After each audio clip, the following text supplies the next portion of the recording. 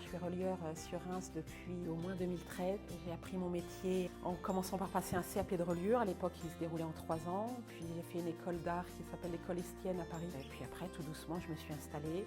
D'abord à travailler chez soi, après avoir une boutique. Donc je propose tout un tas de services. Au départ, mon métier, c'est vraiment relieur, donc donner une couverture rigide à des livres pour pouvoir les lire et les conserver. Ma clientèle, c'est essentiellement des particuliers qui me demandent des reliures, relier des livres pour qu'ils puissent les conserver. Ça peut être des livres qui ont un vrai prix ou des livres qu'ils tiennent de façon sentimentale.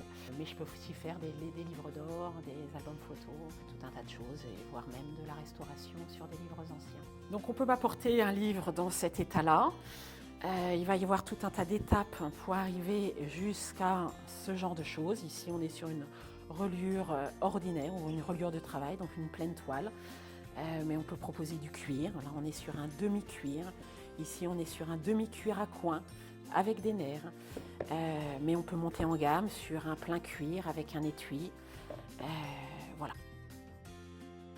J'étais locataire rue du Barbâtre, j'ai déménagé, je suis propriétaire rue de Cernay. L'avantage de mon métier, c'est que quand les gens cherchent réellement un relieur, ils me trouvent sans aucun problème.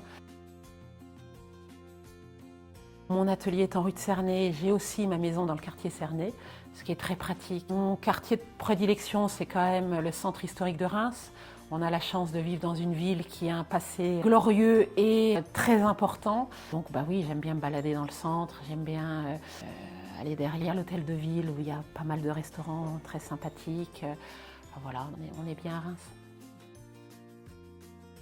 J'ai des anciennes machines.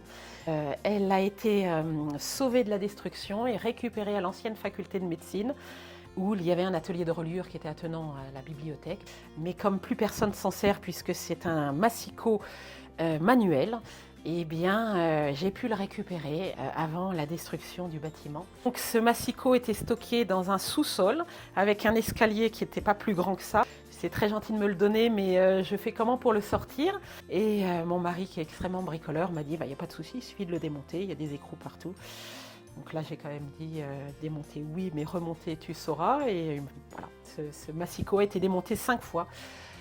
Et aujourd'hui, il ne bougera plus.